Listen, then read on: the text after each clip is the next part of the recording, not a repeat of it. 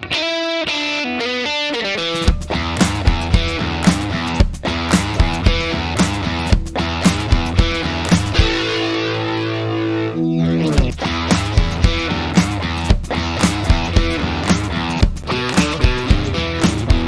is the Fantasy Roadshow.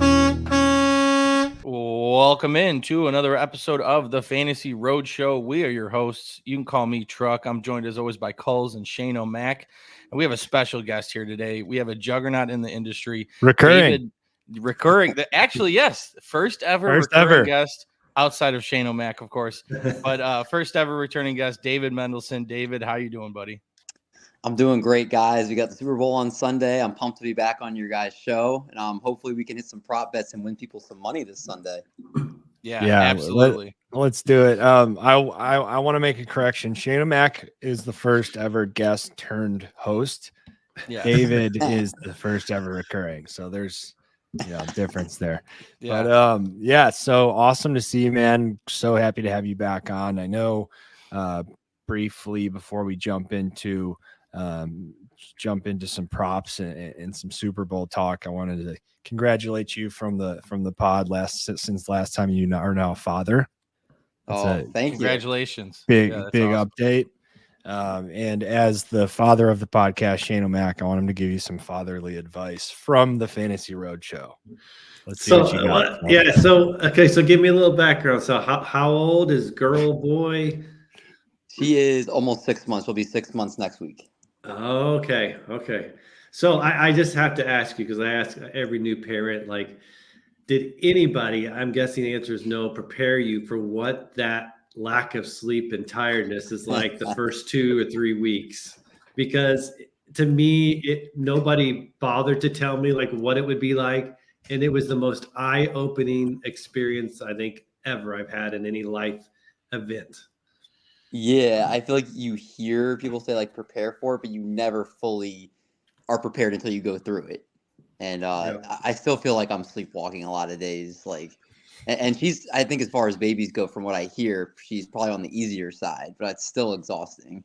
But I'm sure, as you know, it's the best thing you could ever do is become a dad, and it's you would never trade it for the world. So it's been a little busier. Have not been able to do as many podcasts and as much fantasy stuff as I did last year, but it's been great. So I love it. And did you master the diaper change process? Did you have that mastered, or did you just say that is 100% not on me, that's on mom? If you can pull that off, where you can get the mom to do all the diapers, props to you, man.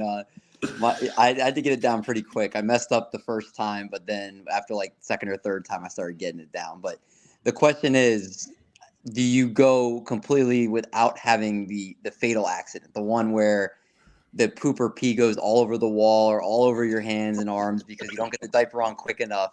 That was the eye-opening moment for me. I don't know if that was the same for you, but it's pretty bad. Yeah, the first one of those where we called them the explosions, that was just, it was like, what? How does somebody so little do this much damage? And I had a boy, so mine also got I got the straight stream into the face a couple of times. I mean, it's just double whammies. David, do you think we're the only podcast that started their Super Bowl episode with pee and poo explosions, baby explosions? It might be, but you know what? I mean, we're setting up for some explosions with these props hitting, so it's I love it. I love the segue. But last time you were on, you told us Chiefs fan, pre bandwagon Chiefs fan. Tell us about how special Mahomes has been this year, especially these last few weeks. Give us your quick Chiefs season recap. I read this. Bill Barnwell is one of the best columnists over at ESPN.com, and I think he put it really well in an article he put today. Patrick Mahomes has went from becoming Steph Curry to becoming Nikola Jokic, where he basically was setting the league on fire with 50-yard bomb passes to Tyreek Hill, the most exciting offense in the league, and he was doing it throwing 50 touchdowns. Now he's doing it where he's just outsmarting everybody. He's being able to read every single coverage, He's now mastered to basically get out of sacks. If his offensive line breaks down, he's arguably the best in just being able to move around in the pocket to escape pressure. He's not the fastest running or quarterback in the league, but he knows how to turn his body and get just enough time to get some throws off. He's throwing the ball away. 1 sack in the entire playoffs so far, and sacked on only 4% of pass dropbacks this year. That's a insane stat. Second only to Josh Allen. With injuries to the line. There's injuries on the line too, and there's the way he maneuvers in the pocket is unlike anything I've seen, I think. He's just become the ultimate finesse player. Just again, he has that still in his tool belt, but he doesn't right now with how the team is constructed and how teams are playing him. He's crafted his game for what he needs to do right now. So I think that's been the most impressive part of his transition. So obviously he was already the best quarterback in the NFL, but now to become one of the all-time greats. Already this, in his 5th season starting, it's pretty wild. Yeah. How are you enjoying the heel turn? His newfound villain image in the NFL. It's hard, man. Like I started to talk to you guys about it. Like I've been a big Chiefs fan going back to like the early 2000s, and it's weird because you hear like Patriots fans and like they're the enemy of every other team, and it's like I feel like the Chiefs haven't done anything to make people hate them. People will point out the Taylor Swift stuff. They'll point out Mahomes is complaining to the refs or, whatever the case may be. I think people just get tired of seeing a team win. And so they automatically become the villain. I think they even said, like Mahomes said that he was like, if winning means you're becoming the villain, then I'll take that every time. So yeah. What's the superhero saying? You either die a hero or live long enough to become a villain, right? Isn't that the saying? And that's that makes sense, So here's interesting. So I was born during this time. It's part of the reason I'm MJ. From my understanding, where the Bulls weren't ever hated like that. Like, weren't the Bulls loved because of how amazing their success was? To my knowledge, everyone loved Jordan, right? Shane, you were probably the most, aware during those times. Yeah, you can just say I'm the old man. You can just come out and say it. You don't have to tiptoe around it. You can just say aware during those times. I loved how you worded that. That was great. That was a nice try attempt. Yeah, and it was, and I think some of it was back then. You didn't have all the social media stuff that you do. That if that was around, that could have been a different story. But since it wasn't, nobody was complaining about all their winning. They were, even when you had teams and likable people like Barkley and the Suns that they were beating. Yeah, I think like what they meant to the NBA. I want to get back on track because I know Dave's got a hard stop here at 9:30 Eastern. So one other question I think is important leading into your best bets here is, so as a Chiefs fan, I know that you are a true professional. You are loyal to the bankroll. You want to make money. You're giving your best picks. But as a Chiefs fan, how do you separate bias from, my team and you like getting in the lab and coming up with these numbers? Because, you're a winner, but I just think it's important to note and just kind of, how you personally segment the two.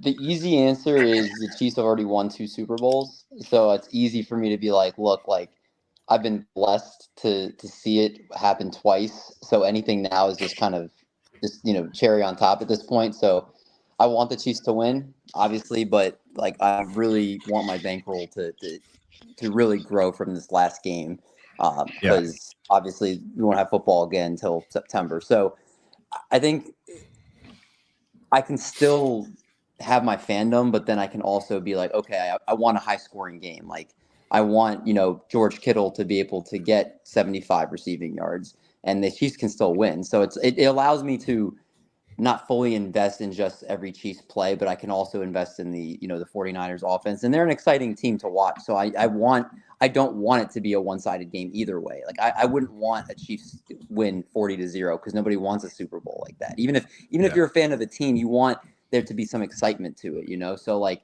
that's how I look at it is I want a good game. I feel like these two teams are I think they were two of the top 3 projected Super Bowl contenders going into the year in terms of odds.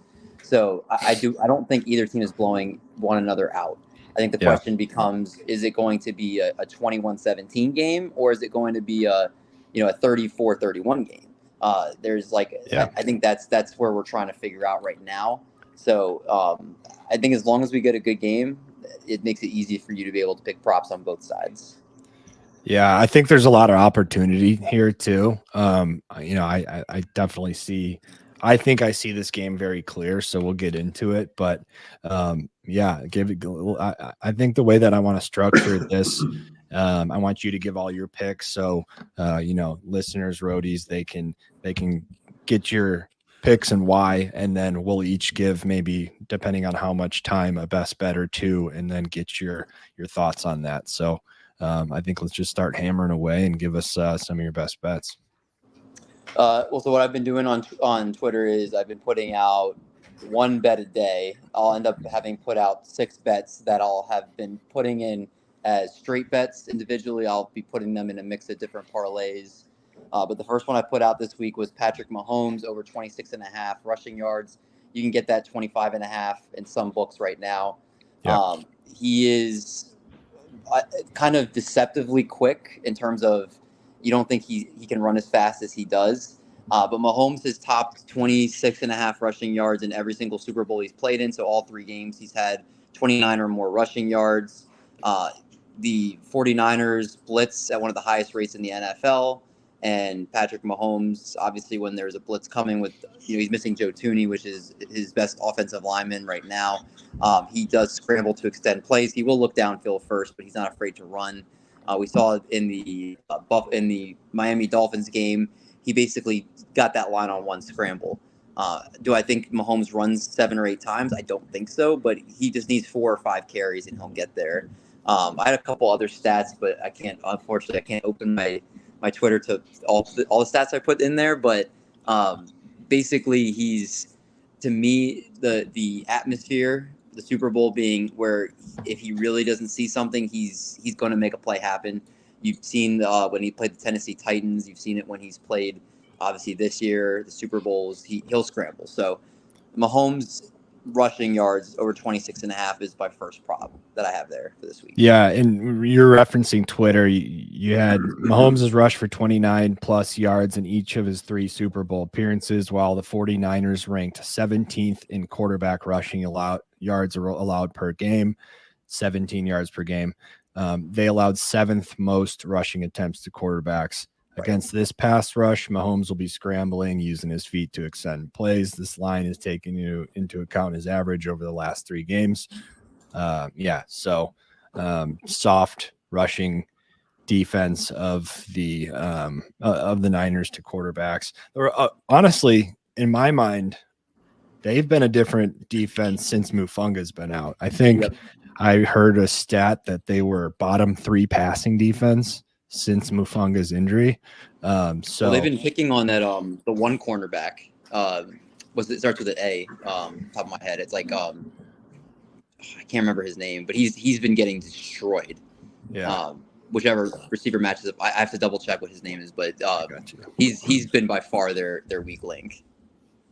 But also, I love that. I love your first play. I just think the way that Mahomes, you talked about him being surgical. I have that on my board as well. I did see you posted it, but I've been on Mahomes rushing just because, like, early in the season, he has been throwing interceptions, mainly targeting those pieces that we don't see on the field anymore because you can't trust them. So I actually like the Mahomes not to throw a pick, because that line is taking this historic season of interceptions, and that's where it's factoring in at that line. And I think it's misrepresented in these last few games. You see him going to Rice, Kelsey, being very surgical about where he's throwing the ball. And part of that is he's not going to force it with his arm. If he sees it open with his legs, this is the last game of the season. He's going for it, so you have that aspect, that dynamic to the game as well. But I love it. I also want to add too, Rasheed Rice popped up on the injury report today, and if Rashee Rice is limited in any way, shape, or form, that also might lead to Mahomes taking more scrambles because Rashee Rice, is one of his first two reads. If he's not being able to get open in the same capacity, he might just tuck it down and run. That would only, to me, play into that prop as well. Yep. Love it. What else you got here? I put out the next play I put out was George Kittle over 47.5 receiving yards. I think that line is now up to 49.5, 48.5. I think roughly around there. George Kittle to me is the kind of forgotten player in this offense. We saw in terms of Ayuk and Deebo getting a lot of the headlines, but Kittle has the chance to have those big games. The Chiefs have been pretty good against tight ends this season in general, but Kittle, when he has played the Chiefs in his career, has topped this line numerous times. He also, in the playoffs just 2 weeks ago against the Packers, had, I believe, 5 or 6 catches for 81 yards. I have all the stats on the tweet, but yeah, Kittle is number 1 target for the Niners against the blitz this season. Chiefs are blitzing 32.9% of plays, 7th most in the NFL, and 28.3% of opposing dropbacks, 12th most. So he's become their and I do reference on there that he's played 2 teams that have blitzed at a higher percentage than the Chiefs do this year. 5 for 78, 8 for 89. Yeah. So both of those easily crushed the line that he's at, which is under 50 yards right now. And Kittle is a high A-dot player. So usually when he gets a catch, it's usually like 10 to 15 yards downfield. So he only needs about 3 or 4 catches to potentially get there. The Chiefs will blitz a lot. They will time their blitzes. Spags does not just blitz everybody all the time, but Kittle is their number 1 option against the blitz. And that's why I think they do well this year. I'm going to say I will absolutely guarantee you that you just sold Fantasy Trucker on Kittle over receiving yards. Am I may have just placed my bet. Nobody loves to be sold like Truck, but I mean, bringing up that blitz, bringing up him against the blitz. I mean, it's not only that, but also in a big game. The 49ers, he is the heart of that offense. You see when he makes a play and gets a first down and is going crazy, firing the team up, you see things start to that swagger and that team start to go. He's kind of the engine of that offense. So in a big game like this, a big emotional game, getting Kittle involved early is extremely important. Purdy knows that. He's a smart, why he's on the field is because he's a smart leader. And he knows that once Kittle gets going, that offense goes. So I love it. Just like you said, man, like, can you imagine the 49ers being in the Super Bowl and George Kittle not being heavily involved? Like, that's like, I would be amazed if he has like 2 catches for like 20 yards. Like, this is the biggest stage. He's one of the biggest players. He's like you said, the heart of that team. Take all the numbers out of it. Like George, it's just it's a vibes thing as well. Like just like Big Trent walking out with that boombox and him, like how confident they feel with him leading them out on the field. It's the same thing with Kittle when he catches that ball and is firing that team up. You see them go with it. I mean, it gives me the chills just talking about because like you see it, you feel it on the sideline. That swagger comes out and they start kind of strutting around the field. You need that in a game like this, and you need that. You need a guy like Mahomes to feel that, so he doesn't go out there and think he's invincible, which is what happened against the Ravens. The Ravens couldn't even coach a game plan against them because they're like, we have to make these home run plays to keep up with Mahomes, and it didn't work for him, Yeah, and I think the thing I like about it is, so he led the league this year in 20+ yard catches amongst all tight ends. He had, I think, 30 of those. So you can get that easily, maybe off of just 2 or 3 catches. Yeah. Yep. 100% agree with you. Love it. What do we got next? Christian McCaffrey over 91.5 rushing yards. I think some places it's actually at 89.5. It's been fluctuating a lot over the last few days. I think it got up to, I think I saw it 92.5, and now it's back down to like 89.5. I would take this. I would take his receptions at 4.5. I would also take his rushing and receiving at 129.5. I like all those props for him. I got a couple I want to add in. They fit in perfect. CMC on DraftKings, McCaffrey most rushing attempts -200. It's -200. I just don't imagine. I can't see anyone else. Is Pacheco going to really get to where McCaffrey? Like, there's just no way. Then also CMC most rushing attempts plus receptions is -250. Of course, that number starts to grow a little bit bigger, but I mean, I just don't see anyone else that's going to catch him in this game. Like, agree. He could get 30 rushes. I mean, I could very easily see him get, they're going to feed him until they can. He's going to get 95 to 100% of the snaps at running back. And if he doesn't, if it's Mitchell coming in there, it could either be like McCaffrey gets dinged up and he needs to step on the field for a couple drives, or it's just going to be, I don't see him coming off the field. They're going to maybe find a way to get them both out there, but McCaffrey's just going to be fed the entire game, I think. I don't know. I think I also put in the tweet, again, I don't have it in front of me, but it was something along the lines of that he averaged the most yards after contact of any running back in the NFL, and I think the second highest yards per carry for that as well. Yeah, and Kansas City Chiefs hit running backs at or behind the line of scrimmage 37% of the time, second worst. CMC led the NFL in total yards gained and second in carries in yards per carry gained before first contact.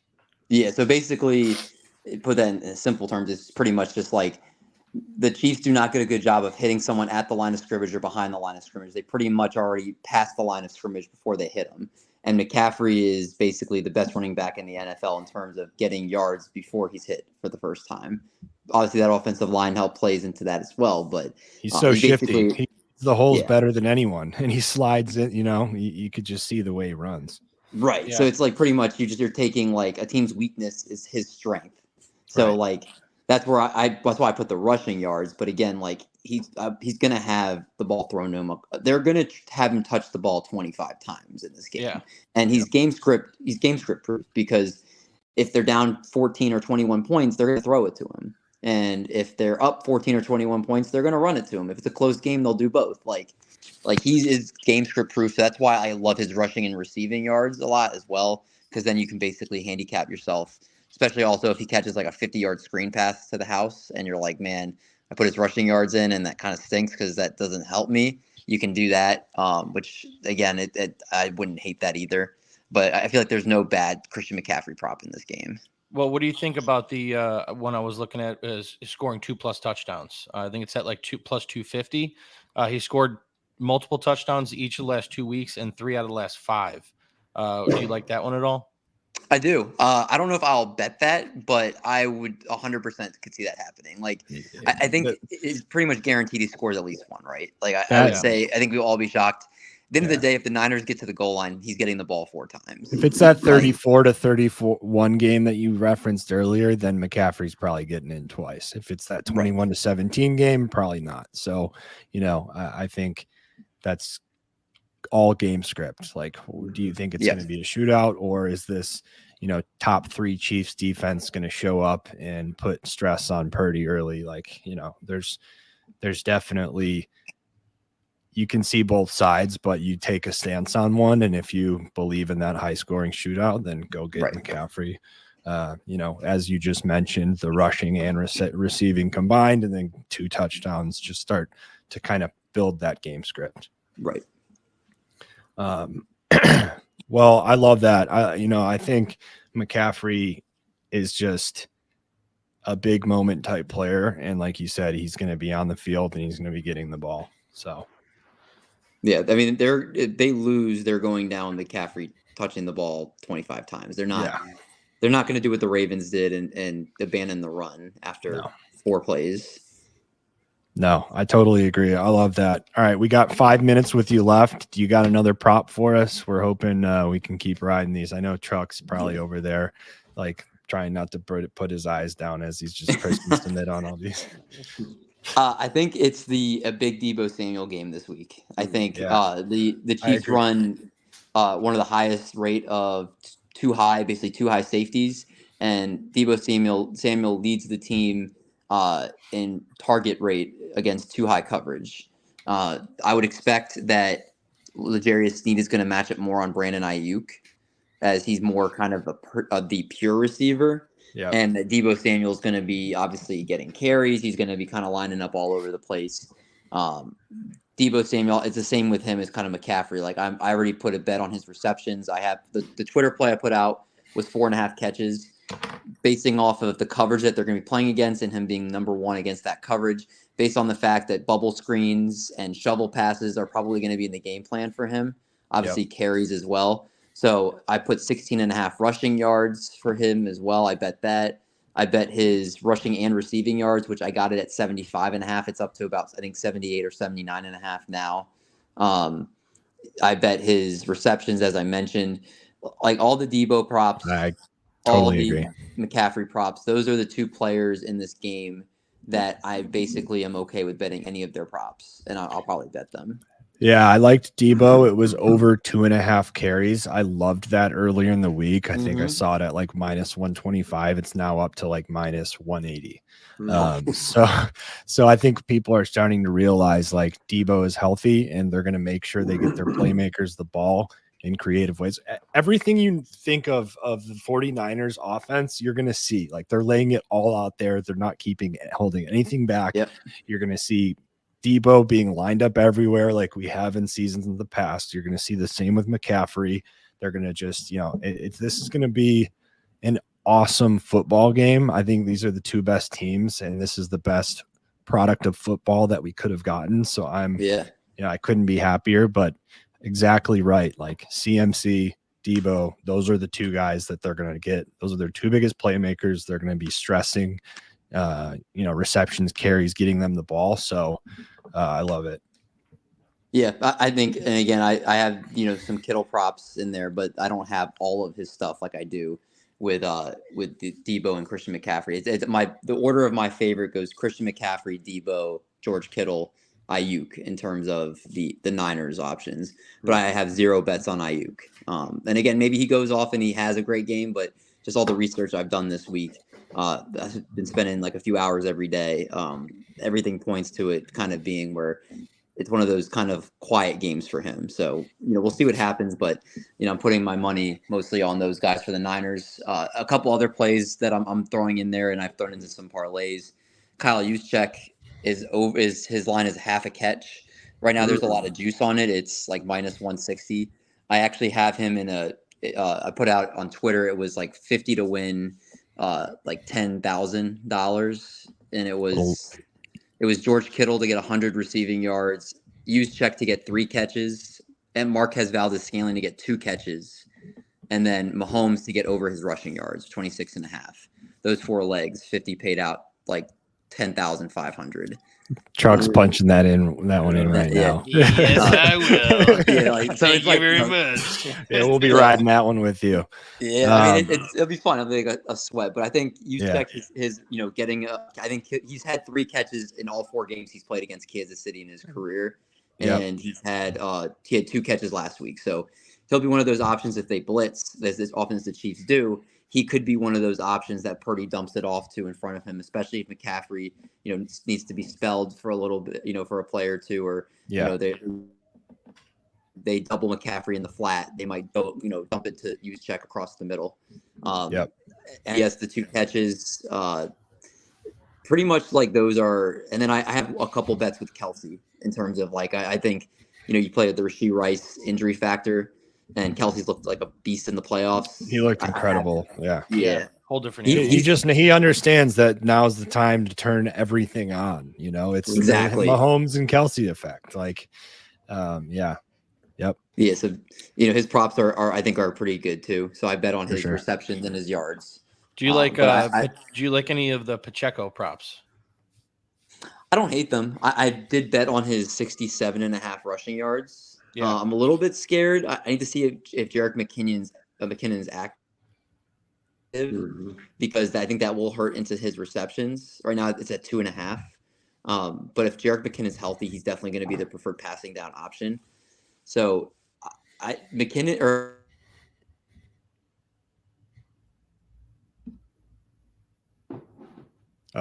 did we lose him? Got a I'm hoping he slight comes freeze. back. There we go. There we You are. there? You're there. yeah, I'm here. Okay. Lost you for a second. So I know you got to run. I real quick. I want us each to give you our what we think of as our best bet. I'm going to start. I DM'd you this one earlier in the week because I thought the line was going to move because to me it was absolutely ridiculous. And I wish I had your natural reaction from it now, but you know it's coming. So I saw the longest field goal made, whether it's coming from the Chiefs, 49ers, or no field goal at all. And to me, I thought you can get it at -110 on DraftKings. I think that's just like if you can get at a pick 'em, Chiefs to have the longest field goal in that game. Butker, not only is he the better kicker, Moody hasn't been consistent here in the playoffs. I just don't know that they trust him. 40 or more right now. So to me, I'll just take the better kicker as is, but I want to get your thoughts on that one. I love that when you said that to me. I like you have the combination of, like you said, they don't trust him.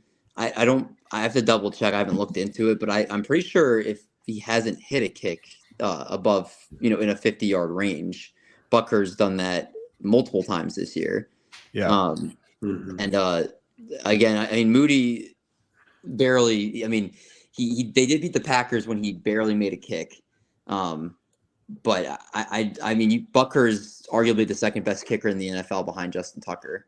I would, like you said, I would bet on the better kicker in this matchup. He's been in these games. Moody has not kicked a ball in a Super Bowl. Yeah, that's right. I mean, if he's had nerves in regular season games, what's he going to do in the Super Bowl? Right. Yeah. Great point. Truck, you got one for him? Yeah, I mean, you already spoke on it. Mine was Pacheco over 67.5 rushing yards. I mean, he hit it each of the last 4 games. I think the Chiefs are really looking to establish the running game as they've been doing recently. So that one's one of my favorites. There was also one I was thinking about, and it's hard to bet against Patrick Mahomes, but I was going to take his under on the 262 passing yards to 262.5. MGM has it down at 260. And he's missed this mark each of the last 5 games. Is it crazy to think that they go up to an early lead? They have scored on the first drive each of the last 2 games, and he doesn't hit the mark even with Rashee Rice dealing with that injury. Like, am I crazy? I think you're better off taking Mahomes 300 plus at 2.2 to 1 odds, 220. Like, I just like the idea of Mahomes shining in a Super Bowl, right? So that's just me. It's easier to go for Mahomes than fade him. You don't want to be sitting there with like a beautiful spread of food out in front of you, Super Bowl Sunday, and then Mahomes just dices up the Niners on the first drive for like 80 yards in the air, and you're like, yeah. Makes sense. That's why I always just bet overs, because you can lose unders in the first quarter of a game, but you'll never lose overs in the first quarter of a game. You have to wait the whole game first to find out. That's a great point. All right. Well, I'm glad you guys talked me out of that one. Yeah. Shane and Mac, what do we got? So I was looking at Mahomes over 36.5 pass attempts is what I saw the number at yesterday. And so when I was looking, he's like 5 out of the last 7 or 6 out of the last 8. He's been over that mark. In my mind, I see it like San Francisco's a top 5 offense as far as scoring in the first half. So I don't think Kansas City gets away from them. And so when you've got probably 2 of the best offensive play callers in the game, in this game, I just like it to be a close game where neither team gets away from each other, and it lends itself, to higher scoring and higher passing attempt game for Mahomes. I'm gonna be completely honest with you guys. As far as Mahomes props outside his rushing, they were so hard for me to be definitive on, because some numbers to me felt like, okay, like he should beat this, and other numbers felt like, okay, like maybe he won't. I didn't get a strong lean either way. If you look at his 3 Super Bowls he's played in, he actually hasn't like lit up any of the games. Like he's done enough to win those games, and he makes plays to win those games, but he's not lighting up the Super Bowl in any of the 3 games he's played in. That's where I'm kind of like the pass attempts. Maybe they do ride Pacheco, especially if they're having success on the ground. To Trucker's point, like if Pacheco is getting 4 or 5 yards a carry, and they're able to kill clock and keep San Francisco off the field, which I know the Niners are going to try to do with Mahomes, then it's like, why would they not keep doing that? And then, then you throw the pass to Kelsey, like a 10-yard, a 10-yard in route across the middle, first down, waste some more clock, hand it to Pacheco. Yeah. But then at the same time, if the Chiefs offense doesn't come to play and the Niners are able to be surgical their first 2 drives, go up 14-0, then Mahomes has to be aggressive in his pass attempts. So like, yep. I personally just haven't gotten a good lean either way on that. So I couldn't tell you if I think it's a good or bad call just from how I feel about it, but I could see either happening, honestly. What do you got? Chiefs in the under, Chiefs in the over? What's the line right now? 47.5 over under, and I think it's probably +2. Money lines at +110 Chiefs. I don't know. I'm personally, I think I'm all over the Chiefs in the under. I'm with you. I think I'm taking the Chiefs in the under as well. Truck? Yeah, Chiefs and under. Yeah, I had the Chiefs money line at +110. What about over under? Do you think it's? I mean, I think it's over. I was tilting towards the Mahomes, and I was tilting towards Kelsey over 70 receiving. I was thinking that's going to be a little high scoring game. So. Yeah, I think something like Chiefs haven't given up more than 27 once this season, and they're on average giving up 17 a game. I think that just ridiculous Chiefs defense. I think that's defense is going to show up, aggravate Purdy.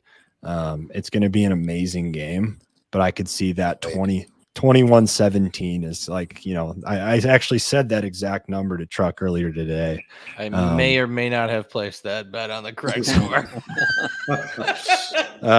But anyways, this was, I mean, I know you got to run, so we're going to get you out. We may have kept you a couple minutes over, so I apologize for that. All but, good, man. I cannot wait to watch this game. I cannot wait to hit you up after we're just, cashing all these bets that we're talking about right now. It's one of my most fun things to do on a Sunday is in the DMs with David, just cashing props. So yeah, thanks as always, and definitely looking forward to the game.